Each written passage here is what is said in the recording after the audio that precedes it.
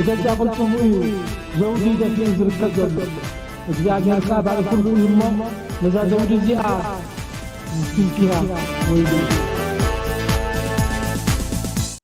ሰላም ተኸታተልቲ ሶል ሚዲያ ተዘለኹም ሰላምኩም ይብዛሕቶም ሓደስን ሶል ሚዲያ ዝኾንኩም ሳብስክራይብ ከም ኻና ኩሉ ልኽባታ ሼር ላይክ አይትመቁ እንዳበልኩ ንሎሚ ኣዝዩ ኣገዳሲ ዋናው ዛዕባ መደብ ሒዝና መፂና ኣለና ኣብ ኢራን ዝነጎደ ኣብ ሱዳን ኣብ ኤርትራ ብሕልፊ ኣብቲ ቀርና ኣፍሪካ ደለይቲ ሰላምን ደለይቲ ፍቅሪ ዝኾነ ሃገራት ማይ ክዘንብ ጀሚሩሎ እንተቲ ኢትዮጵያ ከተካይዶ ድፀንሐት ናይ ተላኣኽነት እቲ ዝለኻ ዝነበረ ሎሚ ጸልሚታቶ አብይ አሕመድ ካ ድሕዞን ልጭብጦን ጠፊዎሎ ኣብ ስደለታ ተወሰኸታ ብናይ ኣሜሪካ ተወሲኽዎ ከምኡውን ሕጂ መንግስት ዓዲ እንግሊዝ ብኣምባሳደር ኣብ ኢትዮጵያ ዘሎ ተሪር መጠንቀቕታ ንመንግስት ኢትዮጵያ ሂብሎ ዝኾነ ነገር ኣብ ቀይሕ ባሕሪ ዝግበር ምንቅስቃስ ኢትዮጵያ ደው ከተብሎ ዓዲ እንግሊዝ ከዓ ካብተን ኣብ ኤውሮጳ ዘሎ ሃገራት ቀዳመይቲ ብገንዘብ ማለት እዩ ንኢትዮጵያ ካብተን ዝሕግዘ ካብተን ንኢትዮጵያ ቀዳምነት ረድኤት ወይ ከዓ ሓገዝ ትህብ ሃገር መኒዕ ዓዲ እንግሊዝ እያ ስለዚ በኣምባሳደር ናይ ዓዲ እንግሊዝ ኣብ ኣዲስ አበባ ንመንግስቲ ኢትዮጵያ እቲ ኣብ ቀይሕ ባሕሪ ተፈጢሩ ዘሎ ከምኡውን ኣብ ሕርሙስ ሓንቲ እንኮ መስመር ዘላ ንኤውሮጳ እዛ ብመገዲ ናይ ኤርትራ ጌርካ ብስዑድ ዓረብ ነዳዲ እንዳምፃኻ ብባብኤል መንደር ጌርካ ናብ ኤውሮጳ ዝኸይድ ዘሎ ነዳዲ እዚኣ ንድሕር ዳ ተዓፅያ ኤውሮጳ ብሓፈሻ ኣብ ሓደጋ ክወድቕ ስለ ዝኽእል ኤውሮጳ ከዓ ምስ ኢራን ፅቡቕ ዝምድና እንዳፈጠረ ነቲ ዝካየድ ዘሎ ኩነታት እውን ፅቡቕ ገይሮም እዮም ሒዞሞ ዘለዉ ኣኽንዲ ኣብቲ ጉዳይ ኣብ ዘይምልከተካ ኣቲኻ ኣብ ጎኒ ኣሜሪካን እስራኤልን ኮይንካ ንኢራን ኣኽንዲ ምህራም ካብኡ ነገራት ወፂኦም ሕጂ እቲ ቀደም ኣካይዳ ዝኸድዎ ዝነበሩ ሎሚ ተማሂሮምሉ ልክዕ ከምቲ ኣብ ናይ ሕወሓት ዝነበረ ኣካይዳ ዝሓለፈ ነገራት ብዕቱብ መርሚሮም ንሕናስ ዝሓለፈ ጌጋ ነይሩ ብሕጂ ግን ፅቡቕ ነገር ክህሉ መታን ብምባል ብወገን ኤርትራ ይኹን ብወገን ሕወሓት ተፈጢሩ ዘሎ ፅምዶ ፅቡቕ ይኸይድ ኣሎ ብወገን ኤውሮጳን ኢራንን ከዓ ካብቲ ቅድሚ ሕጂ ስቁኢልካ ዝግበር ዝነበረ ኣካይዳ ካብኡ ወፂኦም ዲፕሎማሲ ምስ ኢራን ኣብ ምግባር ተፀሚዶም ርከቡ ዝኾነ ንኢራን ዘይተንከፈ ከምኡውን ንፍልስጥን ዘይተንከፈ ምስ እስራኤልን ኣሜሪካን ኮይኑ ዝኾነ ሓይሊ ኣብ ልዕሊ ኢራን መጥቃዕቲ ምዝፍኑ ብወገን ናይ የመን ሑቲ ነቲ ባብኤል መንደብ ክዓፆ ምዃኑ ኣብ ዝገልፀሉ ዘሎ እዋንን ሰዓትን ሕጂ ኤውሮጳ ይኹን ኣብ ዝሓለፈ እዋን ናብ ኤርትራ ብኣምባሳደር ናይ ኤውሮጳ ሕብረት ናብ ኤርትራ መፅሓ ካይድ ነይሩ ናይ ቻይና ከምኡውን ሕጂ ዓዲ እንግሊዝ ከዓ ንኢትዮጵያ ኢድክን እግርህን ኣክቢ እዚ ጉዳይ እዚ ናይ ባሕሪ ዶ ናይ ቀይሕ ባሕሪ እናተባሃለ ዝግበር ዘሎ ነገራት ንኤውሮጳ ኣብ ሓደጋ ከውድቕ ስለ ዝኽእል እቲ ናይ ሑቲ ነገር ግን ንኤውሮጳ ክሳብ ንኣሜሪካ ዘይሓገዛ ክሳብ ንእስራኤል ዘይሓገዛ ብኣፍ ደገ ናይ ኤርትራ ይኹን ብኣፍ ደገ በቲ ናይ ኢንተርናሽናል ባብኤል መንደብ ብኡ ክሓልፍ ፀገም የብሉ እንድሕር ዳ ኢትዮጵያ እስራኤል ከምኡውን ኢማራት ዓረብ ኩናት ኣብ ልዕሊ ኤርትራ ክፈታ እንድሕር ዳ ኢላተን ግን እቲ ብዓንዲ ርእሱ እቲ ቀይሕ ባሕሪ ኣብ ኩናት ክህሉ ስለ ዝኽእል ብኡ ዝሓልፋ መራኺ እውን ኣብ ሓደጋ ክወድቃ ተኽእሎታት ገፊሕ ስለ ዝኾነ ዓዲ እንግሊዝ ወሲዳቶ ዘላ ስጉምቲ ኣሜሪካ ንኢትዮጵያ ፅቡቅ ጌራ ኣብ ዝሓለፈ እዋን መርድእ ነጌራታ ሕጂ ከዓ ኣብ ርእሲ ደላታ ተወሰኸታ ብኣምባሳደር ናይ ዓዲ እንግሊዝ ንኣብይ ኣሕመድ ከቢድ መጠንቀቕታ ተዋሂብዎሎ እቶም ቀንዲ ከዓ ገንዘብ ሂቦም ዝልእኽዎ ዝነበሩ ከም በዓል ዓዲ እንግሊዝ ኣብ ናይ ትምህርቲ ይኹን ኣብ ሕርሻ ብዝተፈላለየ ደሞዝ ከይተረፈ ናይ መንግስትታት ዓዲ እንግሊዝ እያ ትምውሎ ኣብ ዝሓለፈ እዋን እውን ኣምባሳደር ናይ ዓዲ እንግሊዝ ብዛዕባ እቲ ኣፍ ደገ ባሕሪ ዶ ገለ ዝበሃል ቃለ ምሕተት ልክዕ ከምቲ ዝኾነ ፃዕዳ እንድሕር ዳ ሪኦም ዋላ ኮስታር ይኹን ዋላ ሓፃቢ ክዳን ይኹን ኢትዮጵያ ኣፍ ደገ ባሕሪ ይግባኣ ዶ ገለ እንዳበሉ እዮም ቃለ ምሕተት ዘግብርሎ ኣምባሳደር ናይ ዓዲ እንግሊዝ ኣብ ኢትዮጵያ ግን ፅቡቕ መልሲ ሂቦም ብምርድዳእ ምስተን ጎረባብቲ ዘለዎ ባሕሪ ሃገራት ምስአን ተራዳዲእካ ዝግበር ዳ እምበር እዚ ወሲድካ ብኢድካ ገለ ብኹና ዝበሃል ነገራት ግን ከም ዘይድግፎ ገሊፁ ነይሩ ናብ ከብለኩም recent development and current affairs in Ethiopia and the wider region of the Horn of Africa. I do hope, though, that you are well aware of Ethiopia's quest, Ethiopia's desire for sea access, and drawing from international experience, how Ethiopia should secure sea access in terms of regional cooperation frameworks. So look, I come from a country which has 51 major ports and more than 120 other ports. So I approach this issue with some humility. And the United Kingdom, of course, is a major seafaring, trading nation with deep roots in its seafaring and naval traditions. So we understand the desire to be connected to the world for trade. But we think that, as we've just said, the last thing this region needs is more tensions and more conflict. So we would call on and have called on parties to try to de-escalate, take the heat out of some of this dialogue. And as the Prime Minister and government have said, to seek peaceful dialogue and negotiations as a way to achieving objectives. I can understand why a country of Ethiopia's size and growing economy would want to diversify its access to commercial ports. And in fact, the United Kingdom is supporting work at the port of Berbera and are supporting a transport agreement to make sure that goods can flow more readily between that port and Ethiopia. So we understand the desire. We come from a deep tradition of seafaring and global trade, but we would always argue that any differences, any tensions are negotiated peacefully. Mr. Ambassador, as far as I'm concerned, the issue هو عاد إنجليز أو زحلف أوانون برجت فيهم أنا تكرم يرميم حجي خاء عبد السدلات توسقتها زبانة نجارات من قصقاسات أب كأي محل غير جبر بتنقطها وهي ورلو بناي عاد إنجليز إن حد إلى خاء نيتوبيا بتعمي كبي تجحنا سفتري بتعمي نقع حوجسنا كما إلى تقصد طرح كما إلى طرح تغيت يربع حبرتك بحلفي تيناي باب المندب بمجدي ناي سعودي جيركا بوزح ندادي زخيد دلو ناب إيروبا بسلام مالتي بسلام ناب إيروبا بوزح ندادي زخيد دلو خاب سعود عرب مالتي تا أنكم التحلال في زلها الساعة نحرد إثيوبيا نحرد عبد علي إرتراي تطيح بحري لهم كزارم كله ني إرتراي بحفرشة سويل كاقيح بحري بهان كوين دامبر إثيوبيا نجوبتي كونن سومالاي كونن قبول نكينيا يكون فعنده رؤوسون يرتراي ስለዚህ ጽቡቅ መጠንቀርታይ ከመኡ ኢሉ ይቀጽ ጥራሕ እዚ ጉዳይ ንዓና መጸበቂና ቀድሚ ናብቲ ካልእ መኻናስ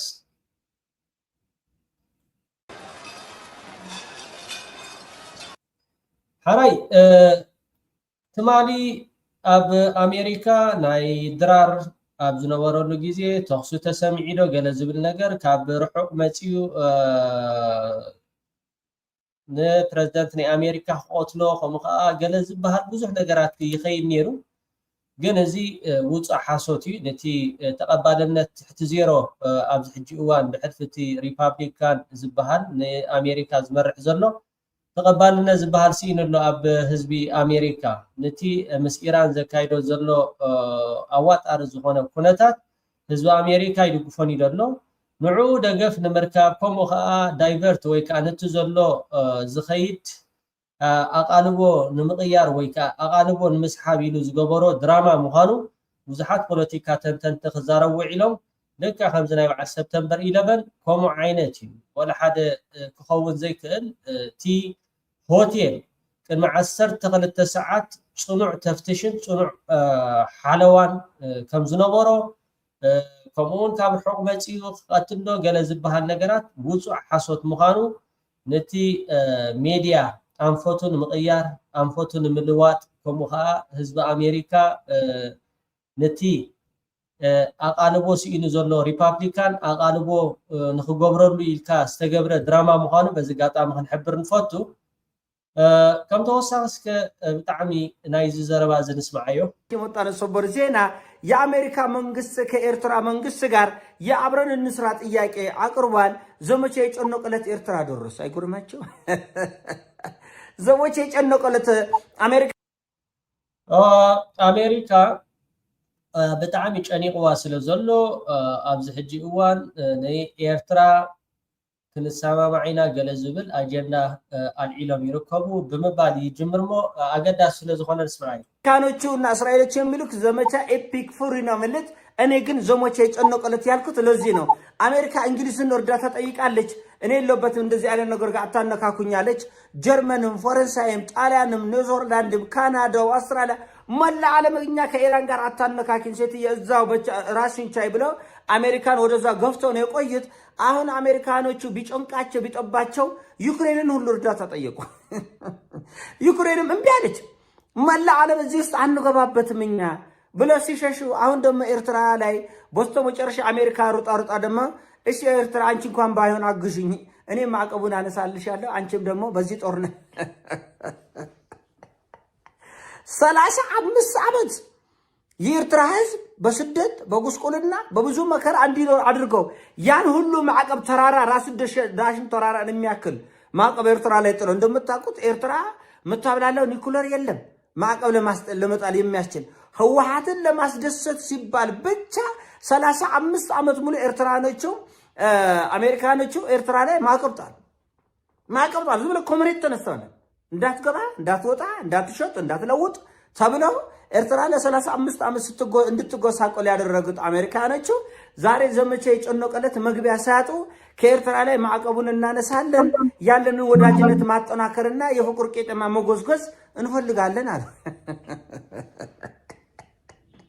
ለምን አስፈለገ? አሁን ገና ለገና ኢራን በብል መንደብን እቺ የቀይ ባህርን ዘጋለው ስላለች የአሜሪካ ወታደር ደግሞ ይሄን ሁቲ አማጽያን የሚዘጉትን በብል መንደብ ማስከፈት እንደማይችል ስለሚያውቁት የኤርትራ ወታደርና ህዝብ ሂዶ ይሞቱልን እዛ ቀይ ባህር ላይ ይሄን አቋባቸው እኮ እና ታላቅ የምስራች የኛም አገር ሚዲያዎች ሆረንጆችም ታላቅ የምስራች ለኤርትራ ያሉ በፍጹም ይሄ አደገኛ ቅርቃር ነው ለኤርትራ የመጣ የምስራች ይደል ከምዚ ዓዲ እንግሊዝ ወሲናቶ ዘላ ተባዕ ስጉምቲ እሱ ተሓቅኸውን ዘሎ ንኣብይ ኣሕመድ ኢድካን እግርኻን ኣክብ ኣብ ቀይሕ ባሕሪ ዝግበር ምትኹታኻ ደዋብል ኢላቶ ኣሜሪካ ግን ካብ መዓስያ ሓላይት መንግስትን ህዝብን ኤርትራ ኮይና ኣብዚ ሕጂ ሰዓት እሞ ከዓ ኒኩለር የብላ ወላ ሓደ ዝኣበሰቶ ሕማቕ ነገር ዝገበረቶ ነገር ደይብላ ሃገር ክንሳ ንሕወሓት ንኽትሕጉስ ኢላ ብ35 ዓመት ዝኸደ ኣብ ልዕሊ ኤርትራን ኤርትራውነትን ዝገበረቶ ኢሰብኣዊ ተግባራት ህዝቢ ኤርትራ ንኽባታተን ኣልዕል ኣቢልካ ኒኩለር የብላ ገለ የብላ እንዳፈለጡ ንኤርትራ ብጣዕሚ በዲሎማ እዮም ኣሜሪካውያን ይብል ማለት እዩ። እቲ ባብኤል መንደብ ሎሚ እቲ እንኮ መተሓላለፊ ንኣሜሪካ እውን ክኸውን ዝኽእል እንኮ መተሓላለፊ ንሱ እዩ። ኣብዚ ሕጂ እዋን ምስ መንግስትን ኤርትራ ክንዘራረብ ኢና እቲ እገዳ ከነልዕሎ ኢና ክትብል ኮላ ገለ ነገር ስለ ዝደለየ ዳእምበር ካብ ቀንዕና እኮ ኣይመስለንን። እሱ ከዓ ንዓዲ እንግሊዝ ሓቲታ ንኤሮጳ ሕብረት ሓቲታ ንዩክሬን ከይተረፈት ሓቲታ ንካናዳ ሓቲታ ኣብ መጨረሻ ከዓ ንኤርትራ እታ እንኮ መተሓላለፊት ቦታ ዝኾነት ብኣፍ ደገ ኤርትራ እቲ ናይ ባብኤል መንደብ ስለ ዘሎ ነዚ ጉዳይ እዚ ንምትግባር ተዘይኮይኑ ቁም ነገር ዘለዎም ኣይኮነን ንኤርትራውያንስ በዲሎሞም እዮም ስለምንታይ ኣብ ሕጂ መፅኦም ንዝብል ሕቶ ዓብ ሕቶ እዩ ኣልዒሉ ዘሎ። ንሕና ከም ኤርትራውያን ግን ልዕሊ ዝኾነ ነገር ምስ የመን ምስ ትግራይ ምስ ኣምሓራ ምስ ሱዳን ልዕሊ ኣሜሪካ ምስዚኣቶም ኢና ሰላም ክንገብር ንደሊ መጀመርታ ምስ ጎረቤትና ኢና ሰላም ንደሊ ጥሪልካ ከምዚ ናይ በዓል ኢትዮጵያ ፖለቲካ ምስ በዓል ኣሜሪካ ምስ በዓል ኢማራ ዝበሃል ነገር የለን። ምስ ጎረቤትካ ኢኻ መጀመርታ ሰላም ትገብር። እዚ ንሕና ከምዚ ገሊኦም ሕጂ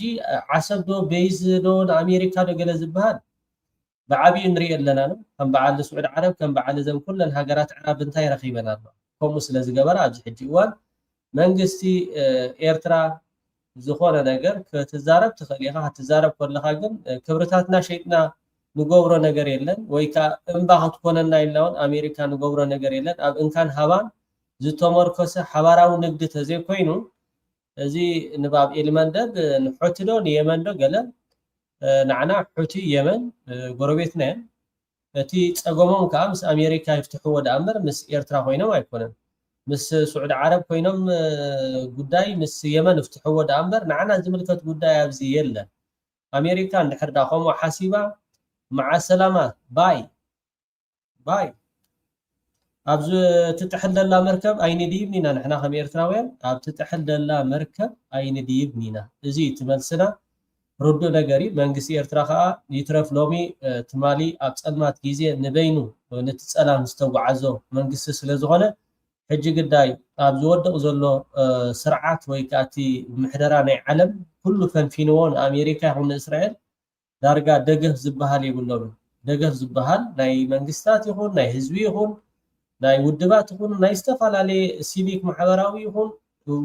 دغه زبحال يقولون نتنا اسرائيل قال زوص حبريتا لو تي زوص حبريتا بمغدي امباسي امباسادر اب ايرترا زولو ناي ግብፂ ምስ ሕወሓት ይራኸብ ከም ዘሎ ከምኡውን ክልተ ግዜ ከም ዝተራኸቡ ይብል ኣበይ ተራኺቦም ንዝብል ሕቶ ስፔሲፊክ ቦታ ኣይገለፀቶን ሓንቲ ኣብ ናይ ስዑድ ዓረብ ትሕተም ጋዜጣ ኣብ ስዑድ ዓረብ ትሕተም ጋዜጣ ሕወሓት ምስ ግብፂ ይራኸብ ከም ዘሎ እቲ ዝራኸብ ዘሎ ኣምባሳደር ኣብ ኤርትራ ዘሎ ናይ ግብፂ ኣብ መቀለ ደም ተራኺቦም ኣብ ሱዳን ደም ተራኺቦም ኣብ ኣስመራ ደም ተራኺቦም ስፔሲፊክ ኣይ ገለጾተን ኣላ ግን ግብፂ ከዓ ቀንዲ ካብተን ፀረ ኣብይ ኣሕመድ ስለ ዝኾነ ግድን ምስ ፋኖ ምስ ሕወሓት ምስ ኤርትራ ምስ ሱዳን ንኽትራኸብ ግድን እዩ ስለዚ ዘርባሓ ነገር ክትገብር ከዓ ረብሓኻ ተቐምጥ ስለዚ ሕወሓት ከዓ ነዚ ነገር እዚ ተጠቀሙሉ ምስ ኤርትራ ጽቡቕ ዝምድና ኣለኩም እዚ ወፂ ዘሎ ሓበሬታ ንዓይ ብጣዕሚ ደስ ዘብል ሓበሬታ እዩ ክኸውን ዘለዎ እዩ ከዓ ቤት ጽሕፈት ክትከፍትለኩም ኣብ ግብፂ ክትከፍትለኩም ኣብ ሱዳን ክትከፍትለኩም ኣብ ኤርትራ እውን ክትከፍትለኩም ኣይትደንጊሱ ኢልኩም ኣኼባ ወዲ ኣኼባ ኣይተብዝሑ ካብቲ ሎማዓንቲ ደስ ዝበለኒ ግን ሓንቲ ኣብ ስዑድ ዓረብ ትሕተም ጋዜጣ ርክባት ይካየድ ከም ዘሎ ዝብል ዜና ክትርኢ ከለኻ ብጣዕሚ ጽቡቕ እዩ ህዝቢ ትግራይ ከዓ ከም ሃገር صباح نقول نخون أفلوتو كابتن قداموت كبا زخلا جبتي السودان كمون إيرترا نزي إذا دبلوماسي زي كينو جبتون كقصر كخلالو نابع سعود عرب ناب كالوتون تدبلوماسي خجمرو تقول لكم أب تقرأي تراح حاتيركا دبرتين كم زيلو فتلوت خمزيلا قال كاب كم زعينة وصيهم نفعات بوليتيكينياتا تسلفكم دبلوماسينياتا تترخبوا جمرو إذا ناي جبتي ركب كن بتاع مدس دبل زيناي سرعة معلقنا كن كيدا كسف حدري بعلو فلت بزغونة የኤርትራ አሰብ ለኛ ይገባናል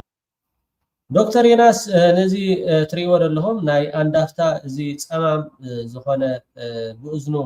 ኮፍ ዝበለሰብ እንታይ ክብል እዩ ለማዓንቲ ብጣዕሚ ዶክተር የናስ ትፈልጥዎ ይኹም ነብርሂ ይቦሎ ብዛዕባ ቀይ ባህር ዝብልከት እቲ ሕማም ቀይ ባህር ዝባሃል ኣሎ ነገር ነው ያለው የኤርትራ አሰብ ለኛ ይገባናል ስትል አንደኛው ኢንተርናሽናል ህግን ተከተለ ነው ምክንያቱም በመጀመሪያ ደረጃ ቲፒኤልኤፍ ወይንም ደግሞ ኢፒአርዲኤፍ በለው ከፈለክ ፈርመው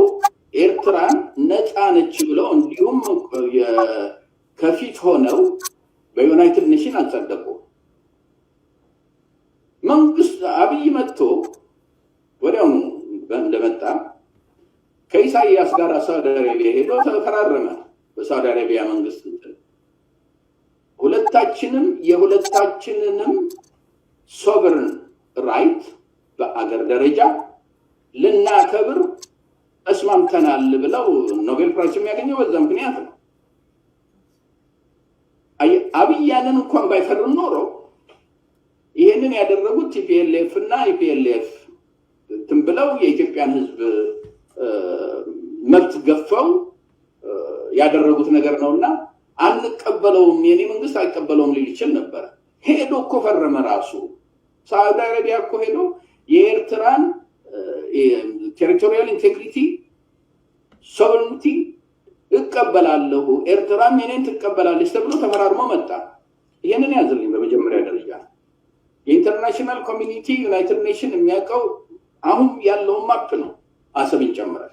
ይሄ ሁለተኛው ነገር ነው። አሁን ያንን ከያስክ በኋላ ጥያቄ ምንድነው የሚሆነው? ኢትዮጵያ 120 130 ኦኬ ኣብቲ ሽዕዋን ኢትዮጵያ ዝመርሕ ዝነበረ መለስ ዜናዊ ስለ ዝነበረ ግድን እዩ በቲ ሪፈረንደም ዝተካየደ ኩለን ሃገራት ተቐቢለንኦ ሓንቲ ካብኣተን ከዓ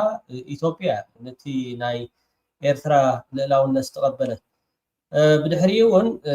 አብይ አሕመድ ኖብል ሽልማት ክወስድ ከሎ ኣብ ኣስመራ ይኹን ከምኡውን ኣብ ጅዳ ከይዱ ዝፈረሞ ንዑዩ ኣደሪዒዎ ስለዚ ንልዕላውነት ኤርትራ ኢሉ ይፈሪሙ እዚ ቆንጭል ኣቢልካ ዓሰብ ትምልከተና ያዶ ገለ ይምልከተና እሱ ይኮነን ግን እቲ ሕማም ርዱእ ነገር እዩ ናይ ኢማራት ተልእኮ እዩ ከመይ ጌርካ ህዝቢ ኤርትራ ተዕንቅፎ ናብ ምዕባለ ከምኡ ከዓ ናብ ፅቡቅ ነገራት ንከይከይድ ንኤርትራ ንመቁፅፃር ዝግበር ሃብቲ ኤርትራ ንምጉሕጓሕ ተዘይኮይኑ ህዝቢ ኢትዮጵያ ንክጥቀም ኣይኮነን ህዝቢ ኢትዮጵያ ንክጥቀም ዝኸልከሎ ነገር የለን ግን ዶክተር ዮናስ ብጣዕሚ ፅቡቅ ጌርካ ገሊፅካ ያለካ ቀፅል ታሽነች 130 ሚሊዮን ነች ሜቢ ባይ 2050 200 ሚሊዮን እንገባለን ወይም እናልፋለን ይባላል። እንዴት ይሄንን የሚያክል ሀገር ካለ ወደብ ሊኖር ይችላል? የወደብ አውትሌት ያስፈልገናል። ስለዚህ ሶሉሽን ማምጣት አለብን በምትልበት ጊዜ ሁለት አማራጭ ነው ያለው። አንደኛው በኢንተርናሽናል ህግ መሰረት ነው። በኢንተርናሽናል ህግ መሰረት አሁን አንዳንድ ሰዎች ምን ይላሉ? በኢንተርናሽናል ህግ ልናገኘው እንችላለን ይላሉ። እስካሁን ድረስ ግን ኢትዮጵያ ብዙ ሎየሮች አሏት። በኢንተርናሽናል ደረጃ ትልልቅ ዩኒቨርሲቲ የሚያስተምሩ አንዳቸው ይሄ ነው በዚህ የኢንተርናሽናል ህግ መሰረት ለኢትዮጵያ ይገባታል ብሎ የጻፈ የለም። አንድ ባለው በኢንተርናሽናል ህግ ልታገኝ አትችልም ይሄን ወደብ ብሎ የጻፉ አሉ። እንግዲህ በምንም አይነት ኢትዮጵያ በኢንተርናሽናል ህግ አሰብ ለኔ ይገባኛል የምትልበው በር በሞላ መጀመሪያ ቲፒኤልኤፍ ቀጥሎ አብይ አህመድ ቆልፈውታል። ስለዚህ አሰብን ከዚህ በኋላ መጠየቅ ዋናው ነው ብሎ ነው የሚያምኑት? ኖ ሆልዶ ሁለተኛ ነው አየህ ምንድነው መሰለህ ከዚህ ጋር ተመሳሳይ የሆነ ላቲን አሜሪካን ውስጥ ልክ አሁን ኢትዮጵያ የምታነሳውን አይነት ክርክር ተነስቶ ነበረ። ላቲን አሜሪካ ውስጥ ሄዱ እኛ በማይገባ መንገድ ነው ወደቡ ድሮ የኛ ነበረ አሁን ተወስዶብናል እኛ ይሄን ያህል ሚሊዮን ነን ስለዚህ የዛ ሀገር መንግስት ተደራድሮን መንገድ መፈለግ አለበት ብለው ከሰሱ። ኢንተርናሽናል ህግ ነው ኢትዮጵያ ልትጠቀምበት በምትችለው አይነት ደረጃ ነው የሄዱት። የኢንተርናሽናል ኮርት ምንድን ያላቸው? አይ መሬቱ የነሱ ነው ዩናይትድ ኔሽን ያለው በዛ ነው ኢንተርናሽናል ሪኮግናይዝድ የሆነ ቦርደር ነው የግድ ተደራደሩን ብላችሁ ማለት አትችሉም። መደራደር ከፈለጉ ይደራደራሉ። አንፈልግም ካሉ ግን ልናስገድዳቸው እኛም እናንተም አትችሉም። በህግ መሰረት ኢትዮጵያውያንን በኢንተርናሽናል ህግ መሰረት አሰብ ይገባኛል የምትልበት መንገድ ዜሮ። ያንን አይደለም የሚል አንድም የህግ ምሁር ያቀረበው የለም። ካለ መንግስት ማድረግ ያለበት ምንድነው? አንሊሚትድ የሆነ ማነው በቂ ገንዘብ አለው መንግስት ቢፈልግ የኢንተርናሽናል ሎየሮችን ቀጥሮ ቢፈልግ ኢትዮጵያን ሎየሮችን ሰብስቦ አርቲኩሌት አድርጉ በህግ ይሄንን መንገድ እንዴት ልናገኝ እንደምንችል አርቲኩሌት አድርጉልኝ ብሎ አጽፎ ያንን ይዞ መቅረብ አንድ ነገር ነው። ያንን ግን ሊያደርጉት እንደማይችሉ ስላወቁ በዛ መንገድ አይሄዱ። ሁለተኛው በጦርነት እናገኘዋለን ነው። ብሕጊ ክኸውን ኣይክእልኒ ሚእቲ ካብ ሚእቲ እቲ ብሓይሊ ዝበሃል ነገር ደሎ ግን ኦኬ ብሓይሊ እስከ ሓዝዎ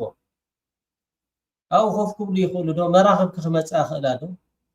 መራኽብስ ክመፅእ ክእላ ዶ? እኽሊ ፅዒነን ድን መካይን ፅዒነን ድን ንብረት ፅዒነን ድን ሰው ኢለን ክመፅእ ክእላ ድን? ኤርትራዊ ከስኡ ኢሉ ኢዱ ጣሚሩ ዲ ክርኢ نزل زخور رئيسي أي تعدلوا من جننتا يتحسد الناي إيرترا نغيت معمل كله كحمتي قبرو عقد زولو إيرترا سنغافور نغيت خونينا فينا جميرنا زخاء متان إيرترا نام معبالة قد أنا خيت خيدي تقند أجندا بخوينات كأبل اللون اسمعيه بتقرنت لما بينيتنا لموسد دقمو በመጀመሪያ ደረጃ መንግስት መጠየቅ ያለበት አሁን ባለን ቁመና እና አቋም ኢሊተሪ አሸንፈን አሰብን መውሰድ ብቻ ሳይሆን ከወሰድነውም በኋላ ለኛ ሊጠቅም በሚችልበት መንገድ ሰስቴን አድርገን ሴኩሪቲውን ጋራንትድ የሆነ ሴኩሪቲ መፍጠር እንችላለን ወይ ያን ለመፍጠር አቅም አለን ወይ ያን ለመፍጠር ፖለቲካ ኢኮኖሚያችን ሰስቴን የሚያደርግ አይነት ፓወር አለው ወይ ብለው መጀመሪያው ጥያቄ እዛ ላይ ነው መሆን ያለበት መልሱ ደግሞ አሁን ኢትዮጵያ ባለችበት ሁኔታ እንኳንስ ኦርጋናይዝድ ሆኖ የውጭ እርዳታ ሁሉ ሊያስገባ የሚችል መንግስትን ይጥርና የፋኖን ኃይሎች ማሸነፍ ያልቻለ መንግስት ነው ያለ አንደኛ ጊዜውም አይደለም በአሁኑ ጊዜ በኢኮኖሚ ጠንክራ ሀገሪቷ we're talking about maybe 30-40 years ጠንካራ ኢኮኖሚ ከያዘች በኋላ ጠንካራ የሚሊተሪ ኃይል ከያዘች በኋላ maybe የዛን ጊዜ አሁን ብንይዘው መያዝ ብቻ ሳይሆን ከያዝነው በኋላ ሰስቴይነብል በሆነ መንገዱ ልንጠቀምበት እንችላለን የሚል ኃይል ላይ ከደረሰች ኦኬ maybe militarily ሊገኝ ይችላል ትላለህ ያንን ሃርድል ካለፍክ በኋላ የሚሊተሪውን ሃርድል ካለፍክ በኋላ ደግሞ የኢንተርናሽናል የዲፕሎማሲ ሃርድል ይገጥማል ምንድነው ክራይሚያን ራሻ ሲወስድ እስካሁን ድረስ አቀበት ምንድነው አቀብ ተደርጎበታል በዛው ምክንያት ከጂ7 ከጂ20 ምናምን ሁሉ የወጣው በዛው ምክንያት ከጂ7 አትሊስት ግን ራሻ በዓለም ውስጥ ናቹራል የራሱ ናቹራል የሆነ ሪሶርስ ያለው በዓለም ውስጥ ካሉት ሶስት ትልልቅ ሀገሮች የናቹራል ሪሶርስ በእርሻ ብትል በስንዴ ማምረት ብትል በዘይት ምንድነው ቤንዚን ብትል ሚኒራሎች ብትል በጣም ሀብታም ሀገር ስለሆነ ሁለተኛ ብዙ ዕውቀት ያለው ሀገር ስለሆነ ይሄንን ሳንክሽኑን ችሎ ችሏል ኦኬ ኢትዮጵያ የውጭ ሳንክሽን ቢደረግባት በመጀመሪያ የአፍሪካን ዩኒየን ምን አይነት ሪአክሽን ነው የሚኖረው አፍሪካን ዩኒየን ቻፕተሩ ክሊርሊ አንድን ሀገር ሶቨረን ራይት እና የጂኦግራፊክ ኢንቴግሪቲ ሌላ ሜምበር ሀገር ሊነካ አይችልም ይላል ኢትዮጵያ አፍሪካን ዩኒየንን ሆስት ያደረገች ሌላ ሀገር ሄዳ በጉልበት ከወሰደች በኋላ የአፍሪካን አንድነት ራሱ ምን አይነት እንትን ነው የሚኖረው አንደኛ ሁለተኛ ከሌላ ሀገር አቀብ የሚመጣባት ነው ወይንም ሳንክሽን የሚመጣባት እንዴት ነው የምትወጣው ወጽቡል ገሩ አረዲዎ በሁሉ ነገር ማለት ነዝለይትን መዓልትን ኢትዮጵያ ኤርትራ ከብዝውዕል ክኸውን ከም ዘይከል ማለት ያ የቀነልና خبرات ተከታተል ሶል ሚዲያ ናብ ኩሉ ንኽባጻሕ ሸር በልዎ ክንደቅስ ክንትስ ኤርትራውነት ኮርመነት አይንረስዕ እንዳበልኩ የቀነል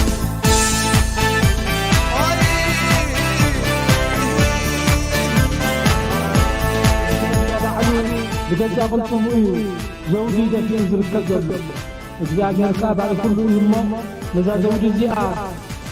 ስንኪያ ወይ